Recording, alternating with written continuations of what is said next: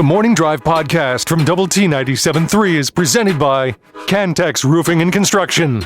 I'm Mike Hebert, owner of Cantex Roofing and Construction. Every day is game day, and we'll get it right when it comes to your roofing, construction, windows, and mirrors. Call Cantex Roofing and Construction today. Together, we are one serving you. It is the Morning Drive on Lubbock Sports Station, Double T 97.3 and Double T 97.3.com. With Jamie Lent and Jeff McGuire, I'm Chuck Hines. We'll have College World Series on the air for you today at 12:40 on 100.7 The Score. And then we'll have Game 5 of the NBA Finals tonight at 6:30 on 100.7 The Score. That's the Mavs and the Boston Celtics. Celtics have a chance to close out tonight. And then we'll have Rangers and Mets here on Double T 97.3. One thing that we did not get to do on Friday, I had a lot going on Friday. I didn't get to do a poll over here at 6th and Q to see what folks thought about, changing the name of the Big 12. So I didn't have a chance to stop the 1,000 cars. Okay. Well, that's disappointing. I was. Did you get to like 800 or no, so? I didn't even get to one. I was working awfully hard. I'm curious your thoughts on this. Okay. So the Major League Baseball made pretty short work of the Shohei Ohtani investigation, and now pretty much have declared that case closed. That basically it was Ohtani's interpreter that did the gambling and stole $16 million from Shohei's account, and he didn't know anything about it. And he's in jail. They're going to throw away the key, and life as a Dodger is going to go on for Shohei Ohtani. And then you had the guy that was suspended by the Padres, and he's now been banned from Major League Baseball. And they made that announcement on June the 4th. He did this when he was a member of the Pittsburgh Pirates. He's the first active player in a century to receive a lifetime ban, placed more than $150,000 worth of bets in October of 22, and then from July to November of 23. That's Tucupita Marcano. Okay. Was Rose just a manager when he got suspended? Yeah. He wasn't still doing player manager stuff? Okay. And now, Friday, Major League Baseball announced that his disciplined umpire, Pat Hoberg, for violating the league's gambling rules. He's appealing the discipline. He's denied betting on baseball. Okay, didn't say any of the other sports, but is denied betting on baseball. The exact nature of the discipline is unknown. He hasn't umpired a game this season. Major League Baseball, in a statement, did not indicate whether its investigation into Hoberg showed that he bet on baseball. Here's the quote. During this year's spring training, Major League Baseball commenced an investigation regarding a potential violation of MLB's sports betting policies by umpire Pat Hoberg. Mr. Hoberg was removed from the field during the pendency. I've never heard that word, pendency of that investigation. In other words, instead of saying the investigation is pending, the pendency. Never heard that. Didn't know that could be used like that. While Major League Baseball's investigation did not find any evidence that games worked by Mr. Hoberg were compromised or manipulated in any way, Major League Baseball determined that discipline was warranted. Mr. Hoberg has chosen to appeal that determination. Therefore, we cannot comment further until the appeal process is concluded. This is very odd. Which part? Well, the part that, first of all, that here we are in June, and we're just learning of this, okay? Okay. Second of all, that's fair. That he hasn't umpired at all this year. That there was some kind of discipline that was going to be handed out, and he disputes this.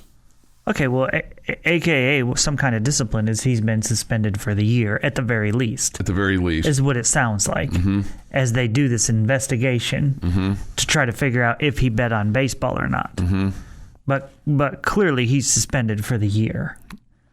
Right? Okay. Which seems like pretty big discipline. And right? he is only 37 years old. So, this is a potential career ender for him. Yes, and also is rated extremely high as an umpire. Yeah, because he was a guy that had a perfect game. Perfect game in a World Series game on the pitch calling. Yeah.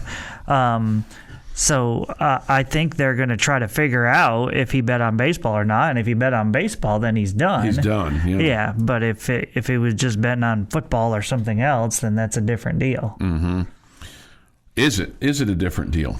Well, I mean, the major league player who was betting on his own games or whatever, that's different. Sure. That if he's betting on any major league baseball games, he needs to be done forever. Mm-hmm. Okay, but betting on the NFL, I feel like deserves a suspension, all that, but maybe you don't make him go away forever. Or college football, or sure, maybe even college baseball, but anything other than Major League Baseball.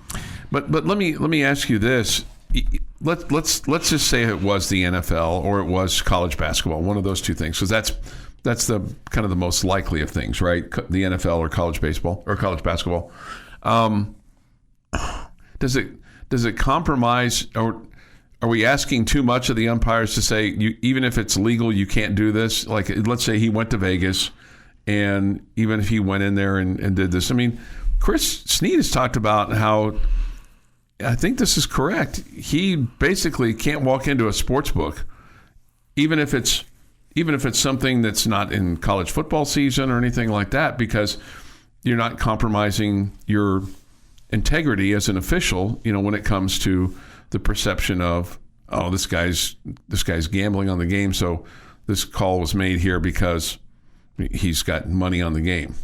The fix is in. That's what fans would say, right? So yeah, no, I think it's smart to have to go by what Chris is talked about, him avoiding that altogether. It's against the rules. It's against the SEC rules. Yeah, I just think that anytime you're in those, if you're gambling on one sport, it just opens up the thought that you might be gambling on the other one, the one that you're actually involved in. Mm-hmm. So I understand why leagues have those rules in place. So I guess the question is why doesn't Major League Baseball just fire him if he violated that rule? Or maybe that rule's not in their union contract. The NFL players that have bet on other sports, have they been fired? Or have they been suspended? They've been suspended. So are we in a situation where we expect more out of our umpires than we do our players? Is that what kind of the boat we're in here? That's not a fair boat. Okay, I don't think I would be either. Yeah. I don't think I would be. So there must be a baseball component to this, or he must vehemently disagree with what's taken place here in terms of what's happened. Yeah, I'll disagree. I think that Major League Baseball has said you are suspended until we figure out whether or not you have bet on baseball or not, or that they have bet on. Here's what I don't like. I would have liked some transparency here. Hey, we found out this guy's doing it. He's suspended for the year. Okay? But I think that they're so worried about the integrity of the game and all that they've kind of tried to hide all of this. And now it makes us wonder, what's going on here? What else are we trying to hide? And so I don't think they've been completely upfront about it. So even to the fact now that they haven't said, okay, he's suspended for a year, or he's suspended for 2 years, or he's gone from baseball, right? Yeah, it just seems like with how quick the Ohtani investigation was handled, and then the other one was handled, and now this one's being kind of strung out. It just seems a little fishy. This is the Morning Drive podcast from Double T 97.3, presented by Cantex Roofing and Construction. Time for this day in sports history. Today is June the 17th, 2024. Here is Jeff McGuire. Got a very interesting thing coming up in history today. Okay, well, generally... it's going to be one of those that you go, well, a little world going around and around there kind of thing. So I think look forward to that. You look forward to that. 1960, Ted Williams hits home run number 500. That would be for a career. If it was in a day or something, that would be insane. 1962, U.S. Open men's golf. Jack Nicklaus wins his first major title by 3 strokes in an 18-hole playoff with Arnold Palmer. 1976, ABA, Nets, Pacers, Nuggets, Spurs merge into the NBA. And the death of the red and white basketball. And blue. Red, white, and blue. Forgot the blue. Red, white, and blue. Man, it was so pretty when that thing spun in all, it was just so It was so pretty when it went swish through the net. I think I've told you this. I once had a red, white, and blue football too. Oh yeah, that's pretty cool. That we used for backyard football. Yeah, you can have the balls like that as long as they're not like the WNBA ball is different colors or whatever. But it's not rubber. You just can't have the rubber ones. I got you. The outdoor rubber ones. Those are terrible. Okay. Those are terrible. Well, what if you're mainly playing on like If you're playing, garage, driveways? I don't know. You don't want to mess up a leather ball there. I don't know. You just can't play with it. Maybe you're right, Jeff. Just get the rubber. I mean, one indoors leather ball for sure. Yeah. I mean, if you're playing like a rock driveway, get a rubber one. But if you have concrete driveway, you can still get a nice leather ball. It is worth the extra money. Yeah. 1994. O.J. Simpson doesn't turn himself in on murder charges. Yeah. The Los Angeles police chase his Ford Bronco for 1.5 hours during the NBA Finals, where I'm watching the Rockets playing picture-in-picture versus the Knicks, before eventually giving up on national television. It's funny how everybody remembers. It's like when a space shuttle crashes or a president is shot or a Super Bowl is won or whatever. Everybody remembers where they were when that was going on. Everybody's got a story. Or like when Crabtree made the catch. Everybody remembers where they were. Of course, everybody says they were at Jones Stadium. Well, there were a bunch of people there. And in 2016, former Red Raider Daniel Colomb pitches a perfect ninth inning for the Oakland Athletics in a 5-1 loss to the Texas Rangers. Happy National Apple Strudel Day. Okay, I'm and good. it's very hard for me not to say strudel like Sergeant Schultz. It's very, very hard. Can you do it? Go ahead and do it. Nope. I am not going to insult the German-speaking people with the Sergeant Schultz accent, but it is very hard for me not to say strudel that way.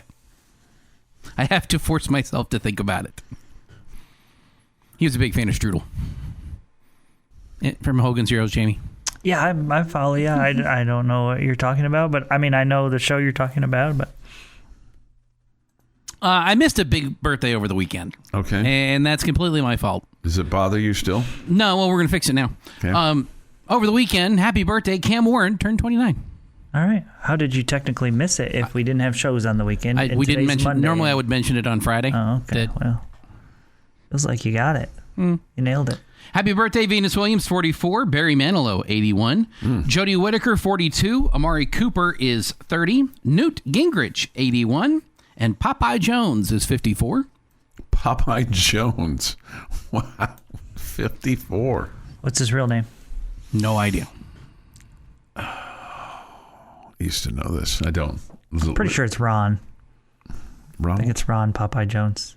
Yeah. Where'd he go to college? Syracuse. Murray State. Okay. And on this day in 1943... What was Ron Popeye Jones most known for? Eating spinach. He had, he didn't date Lisa Left Eye, did he? Besides being a great rebounder for the Mavs, he had massive ears. He had very large ears. You guys don't remember that? Ronald, you're right. Ronald Popeye Jones. Yeah. Yeah, he had really big ears. Yeah, he does. You're exactly right. But that dude could rebound. Yeah. He was a great, fourth member to that Jason, Jimmy, Jamal trio there. He was on the Mavs in that team. Yeah, and that was it. was kind of a unsung hero on that squad, but I enjoyed his participation. He's an assistant coach with the Denver Nuggets. Okay. Well, I was a fan back in the day. On this day in 1943, President Franklin Delano Roosevelt's Secretary of War, Henry Stimson, phones then Missouri Senator Harry S. Truman and politely asks him to not make any more inquiries about a defensive plant in Pasco, Washington. World War II had been in full swing since the beginning of 43, and Truman was chairing a Senate committee on possible war profiteering committed by American defense plants. In the process of his investigation, war products expenditures Truman, stumbled upon a suspicious plant in the state of Washington. When he was asking the plant manager to come speak to Congress about what they were spending their money on, his phone rang, and it was the Secretary of War. Mr. Truman, I would politely ask you to disregard this testimony coming up and find a way to not need this. It's part of a secret project. Truman immediately replied, all you had to tell me was it was a secret. It is the highest of secrets, sir. Mm-hmm. And that would eventually be the Manhattan Project. He'd learn about that secret. He would learn about that secret. He would expose that secret. And that is This Day in Sports History. This Day in Sports History, 6:52 this morning. Here's an oddity about Popeye Jones's personal life, okay? He has two sons that are professional athletes. Yeah, Gus just texted me. Yeah, one is a hockey player. Yeah, he said he's most known for the fact that he has a hockey playing son. Mm-hmm. He has his son. He has actually two. His son Seth was traded on July 23rd, 2021, to the Chicago Blackhawks, joining his brother Caleb, who had been traded to the Blackhawks earlier that month. And then Caleb plays now for the Colorado Avalanche after having been traded and signed by the Carolina Hurricanes, and then subsequently traded to the Avalanche. So NBA player Popeye Jones has two sons that played in the NHL. That play NHL hockey. That is crazy. That is crazy. I had no idea. I didn't either. I just happened to kind of come up on that. And Lisa Left Eye is not the mother of those children. Where did that come from? Well, Popeye. Popeye. I'm Popeye the Sailor Man. Rawr! And then Lisa Left Eye. Because that seemed like they should be together. Lisa Left Eye was with, what's his name? She burned his house down. Andre Rison. Yeah, she burned his house down in Atlanta. Went up in smoke. I'm confused. What was Popeye's girlfriend's name? I have no idea. No. Olive oil. Olive oil. Yeah. Olive oil. Yeah. Yeah. Yeah. I thought you meant the real Popeye, not the cartoon Popeye. I could make the argument that Popeye is the real Popeye. His name was Popeye as opposed to, a guy who has a nickname of Popeye. Right. I would say he's the real Popeye as well. I don't think anybody would doubt that or discredit that. Mm-hmm.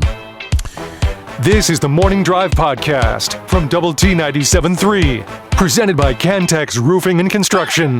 The Morning Drive. Good morning with Jamie Lent, Jeff McGuire, and Chuck Hines. We'll have College World Series baseball for you at 12:40 today on 100.7 The Score. Okay, and then at 6:30 this evening, it's the NBA Finals, Game 5 between the Dallas Mavericks and Boston Celtics. That game will come to you from Beantown tonight. So Celtics will try to put on a party, but the Mavs will try to stave them off again. Rangers and the Metropolitans will play tonight in Arlington. We'll have that for you at 6:30 here on Double T 97.3. A couple things here from the Yates Flooring Center chat line. Ludwig is a very likable young man, and his golf game is the real deal. Yeah, I think you're right about that. Yeah, I think he's going to become not only a star with what he can do, but just his personality and likability. I think. Smile, absolutely, the whole thing. Mm-hmm. He's from Sweden. I got that wrong. He's not from France. I think I read somewhere this weekend. I think he spent some time in Paris. His girlfriend is from France, Paris. She played tennis here at Texas Tech. I thought I might have read he was living in Paris. Anyway, he's a Swede, so I want to get that right.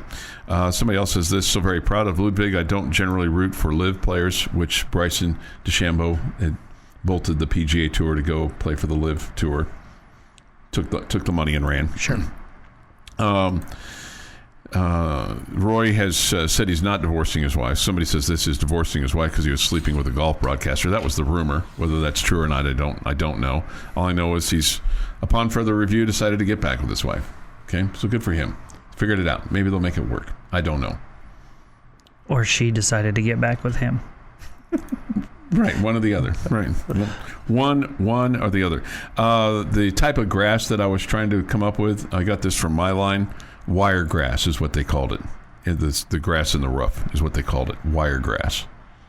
I'd never heard of that term before. Okay. Wire grass. Okay. It's wiry. Wiry or wily? Wiry. Very wiry. All right, I've got something I want to get to you, talk to you about with regard to Arizona State and the NIL. But since we're carrying the Mavericks tonight, just wanted to get your take on that game real quick. And you know, there's a thought out there that Kristaps Porzingis could be back soon, if not tonight. I don't know, but certainly with what the Mavericks did the other night in attacking the paint and scoring. And Kyrie and Luka are really stepping up. And Kyrie's been a guy that hasn't had a whole lot of success in Boston. He didn't have success when he was there.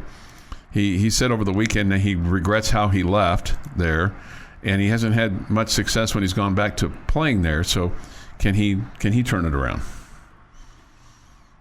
Kyrie, can he turn it around? Yeah, and in terms of his individual play there in Boston. Well, let me say this. I don't think Friday night was about Dallas. I don't think it was about Dallas being great. I think it was about Boston being horrible. Okay. I mean, Boston, probably celebrating a little bit too early, knowing they got home game in their back pocket, whatever. I don't think Dallas figured anything out. Okay, so I mean, can Kyrie play better than he played the first two games? He probably will. I don't see this series becoming a real series. I don't think if they win tonight, if the Mavericks were to win tonight, then you start feeling like it's a series again. But I don't think the Celtics are feeling any pressure. I feel like this is but you just never know, right? But you never know. But you got to win this one tonight before you start to feel like, okay, they have a chance. Yeah, because Game 6 then would be back in Dallas, and then Game 7 next month would be actually Thursday. Okay. Thursday, and then I think they're going to get this thing over with. If it's a Game 7, it would end before the end of the month. Remember when Game 7 was at the very latest Father's Day weekend, and now here we are. We are almost stretching this to the 4th of July. It's like the Super Bowl used to be the first Sunday in February. But way back in the day, it was like the second weekend in January is when the Super Bowl was played. A lot of Super Bowls were played around 8th, 9th, 10th, 11th, 12th, of the month of January. And now we're into mid-February before it's played. Yeah. Okay. I just again I think Kyrie and Luka they played well the other night. I don't see that continuing in Boston. I think Friday night was about Boston just not really being there. Okay. And that's fair, but there's one, you can't lose your focus, and it's not over till the fat lady sings. Yeah, right. And so or the oversized point guard, maybe. Sings or doesn't play well. Either one. Either one. Okay. Either one would signal the end. Yeah. They don't. She's dead, and some things that she's did or said politically in her past, they don't use her anymore. But it used to be like. Oh, you can't say that anymore? No. Oh, okay. Well, I mean, Kate Smith would sing "God Bless America," when the Philadelphia would roll her out, every time they needed a big win, whether it was the Flyers or the 76ers or anything along those lines. I have no idea who Kate Smith is. Oh, she sang God Bless America. I mean, and she's famous for helping, the 76ers, or particularly the I just said their name. The Flyers? Flyers, yeah. Okay. She came out and sang one night. They were down big in a series, and she sang, and then, boom, they won. So they started rolling her out whenever they needed a big one. You got so much information in that head of yours. God Bless America. Well, Kate Smith. Kate Smith. Yeah. Kate Smith. I don't know that I have as much as Jeff does, but it's sometimes it's viewed as trivial or very trivial or even maybe non-essential. And the essential stuff that I should have in my brain, I don't. It's kind of the way that all of us. So you remember to go to the store and pick up the milk for the missus, but you can remember, how many RBI George Brett had in the '84 season or something. Right. I was supposed to take the trash out. Oh, but did you know, sweetheart? Did you know? Oh boy, I bet she really goes for that. But I did not take the trash out, but did you know? I had to admit a number of times this weekend that she was right about something. Oh man. And she helped me with my technology. Just a couple? Too. Wow, new low for you. She helped me with my technology too, and when I needed some help with technology at one point in time. I thought I was kind of doing the Tarzan. I really thought that I'd kind of figured it out all by myself, and then all of a sudden, when I was listening to the golf through my new speaker, and I was really proud of myself, and it says, all of a sudden the voice came on and says, "Your free trial has ended." And I'm like, whoa, what happened there? And then I had to connect it through the cable, and I finally got it done, but I needed her assistance. She was a big help to me, so she's a keeper, Jamie. Mm-hmm. I hope I'm a keeper for her. 7:23 this morning here on the morning drive. So, you think the Celts win by double digits tonight? Is it a close game? Is it a blowout tonight? I think it'll be a decently close game through the first half, but I think Boston wins double digits. Yep. Okay. Jeff, you feel like the Celtics win tonight? I mean, I don't know. I would lean toward the Celtics winning tonight, being at home and getting back there and getting the crowd back behind them. And it's a Game 5, so it kind of becomes what's politely known as a gentleman's sweep. But it's up to Porzingis. If he plays, if he doesn't play, I think the Mavericks can steal one there and bring it back to Dallas. The ESPN matchup predictor has Dallas at 56%. Excuse me, Boston at 56% and Dallas at 44%. So that's a double-digit win right there. Mm-hmm. Okay.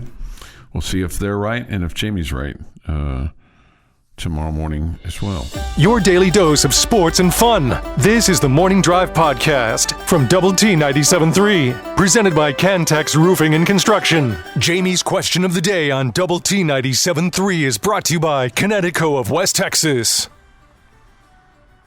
Okay, I got a couple simple questions for you here that I think are really difficult. I was going to say, usually you say simple, like few words probably, but I have a feeling it's going to be a difficult answer. Yeah, that's kind of the way I feel. Mm-hmm. All right, it's a two-parter. Okay. Since Patrick Mahomes left Texas Tech, who is the best quarterback that you've had? Ooh. And if you were making a list, where does Baron Morton rank?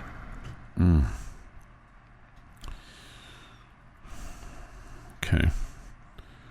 Who is the best quarterback since Mahomes left? And where does Baron Morton rank? Okay. Man.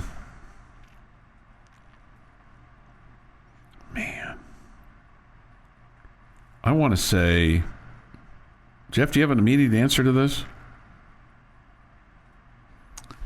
I don't have an immediate answer. I don't know where Morton ranks. I don't put him high on the list because he hasn't done anything yet. Like, he's not got the numbers that some of the other guys have. And I don't know that it's completely fair because your offense is completely different than it was when Cliff was here after Pat left. But he doesn't have the wins. He doesn't have the time. He doesn't have the games played yet because he's been hurt and he's been behind Tyler Shuck. I would, as of right now, I would put Morton behind Shuck on this list. And I don't know that I would put Shuck that high. Well, you have to put somebody at the top. I know. I got to put somebody at the top. Okay, so I've got my guy who's better since Mahomes. Chuck used your time thinking Sure. to do some research over here, so he now has an answer. The point of this question is, it's not been real great. No, No, it hasn't. it hasn't. It has not been real No, great. it hasn't. That I will agree with 100%. There have been stretches for some of these guys where they've been good for a bit, but there's not been a whole lot of consistency. And part of that is the fact that you haven't been able to keep one healthy. But I don't think Baron Morton can go too far down the list because there's some ugly names on this list. Oh, yeah. Jet Duffy comes to mind. I'd put Morton above Jet. The Tyners and How about- McLean Carters. How about way above that. is Alan Bowman your best since Mahomes? I definitely think he had the best year. Yeah. I think he had the number one year, his freshman season. That is the best performance over a course of a full year that you've had. I don't claim he's the most talented or the best quarterback, but I would say his one season was the best one season. His whole body, to me, is not the best. I mean, to be honest, I'd have to go get a media guy just to kind of look at who all you've had. With Nick Shimonek and, Yeah.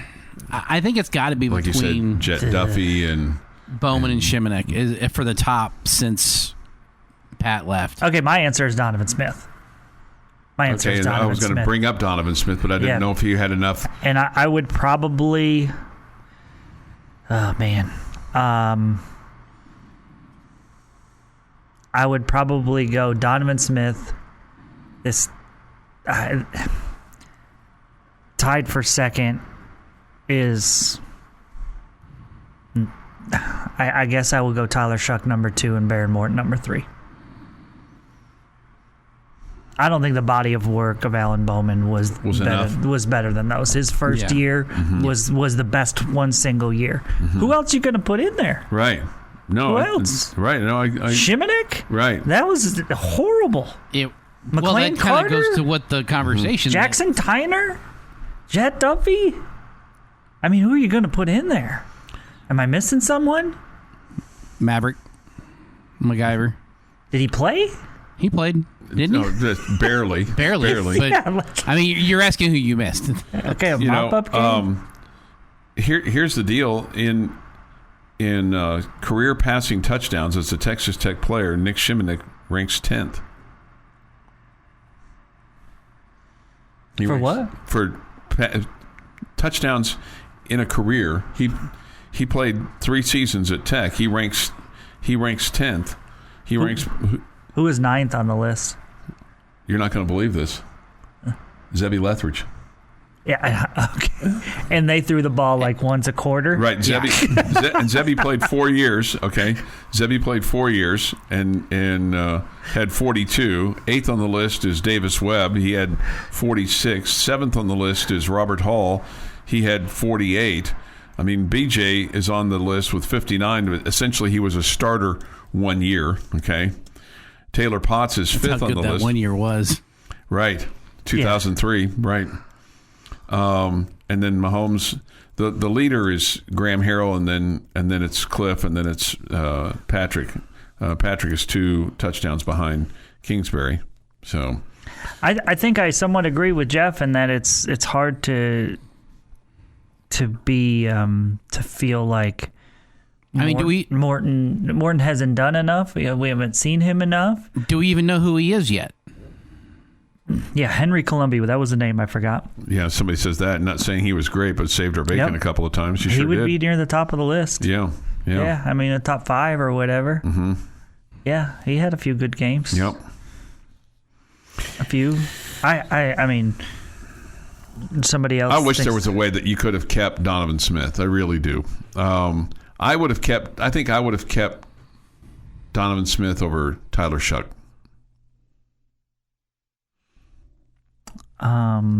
Yeah, I don't think your coaching staff was into that at all. Nope, they weren't. I mean, and Donovan's problem is, and we talked about this the other day, is protecting the football. Yeah. Yeah, but you're That's been a problem a lot. Yeah, so So again, I think Baron Morton probably is in the top 3 or whatever, but it shows there just hasn't been a lot of consistency at the quarterback position at all. For a school that you're just rattling off all those names, it felt like every year we had another guy that was great. Man, we have gone through a spell. No doubt. I mean, because there was, like you said, there was a time where there's just like a Pez dispenser. You just spitting them out, but certainly haven't been lately. The Morning Drive podcast from Double T 97.3 is presented by Cantex Roofing and Construction. 5, hour 3 of 3. An hour from now, it's the end of the bench on 100.7 The Score. And Dan Patrick here on Double T 97.3. Good morning with Jamie Lent and Jeff McGuire. I'm Chuck Hines. We come to you from the First United Bank studio. And look forward to hearing from you continuously on the Yates Flooring Center chat line. Go to the Double T 97.3 mobile app. Also, the Visual Edge IT hotline is open at 806-771-0973. We'll have the College World Series matchup today, an elimination game at 12:40. Okay, that'll be on 100.7 The Score. And then later on tonight, we will have the Mavericks and the Boston Celtics in Game 5 of the NBA Championship Series. So look forward to that tonight. If you think you have a score on that you could share with us, we'll take it this morning here on the Yates Flooring Center chat line through the Double T 97.3 mobile app presented by Happy State Bank. Okay. Who do you like in the baseball game today, Jamie? The College World Series game. Which one? The one that we're going to carry. Let me give you the teams that's going to be here. Florida and NC State. Florida and NC State. Who do you like? Who do you like in that game? I like Florida. Okay. And then what about tonight? A&M and Kentucky. I think A&M will win. Okay, A&M will win. Okay. Do you sense a team that is going to be in the finals yet? In the final weekend? Tennessee. Okay. Do you have an opponent for them? Not yet. Not yet. Okay. Do you feel like Tennessee is a team of destiny, or do you just feel like that they're the better team? I feel like they're the most talented team. I don't believe you believe in teams of destiny, do you? Probably not a whole lot. I don't know. Maybe I feel like if I saw a team making a run or anything like that. I mean, a team of destiny seems like it would be like a upstart team or a team that got hot at the right time. Yeah. I mean, Tennessee's the number 1 team in the country. Right. They paid handsomely for their roster of theirs. Okay. Feels like a team of talent, not a team of destiny. Okay. Probably, of the three of us, I probably believe in teams of destiny more than anybody else. Yeah, maybe so. Yeah. I still wonder a little bit. You've heard rumors about Texas getting rid of their coach, and I've also wondered if they really want that Texas really wants Vitello from Tennessee, and that's why we haven't seen Texas do anything, because they're waiting till see if they can get him after the College World Series run is over for Tennessee, and then try to talk him into leaving. Okay. What about? So they're not going to fire David Price until they know they have a replacement. Until they know they have somebody else. I still keep hearing these rumors that Schlossnagle that's what I would was getting ready to possibly ask go you. there. That would blow my mind. Okay. Yeah. Does the Tennessee coach have any ties to Texas? Vitello? Not that I know of. Okay. Not that I know of. Not that. I think the interesting thing over the weekend, you saw TCU's lead assistant leave to be the head coach at Long Beach State, and Bill Mosiello is coming back, who was the head coach who had left TCU, was the head coach 2 years at Ohio State, and he gave up a head coaching job to go back to TCU to be an assistant. We keep seeing this. It's just really odd. Do you want to bring his wife with him or something, or do you know? Or he just may be at a program where he realizes Ohio State's not going to spend the money on baseball, so it's a waste of time trying to compete if they're not going to. Yeah. And, I mean, really nobody in the Big Ten spends a whole lot on college baseball. Yeah. So I think he just realizes this is I don't want to say dead-end job, but you're never going to be able to compete at the highest level there. You're probably right. I just It's still very odd. You would think guys would go there hoping to get a better Power 5 opportunity, maybe another SEC school or another ACC school. But that's clearly not the case. Should we be concerned or worried about that we're seeing? Is this becoming a trend? I mean, we've seen it here where we hired a guy that was at Wyoming to be an assistant coach for Grant McCasland. He was the head coach at Wyoming.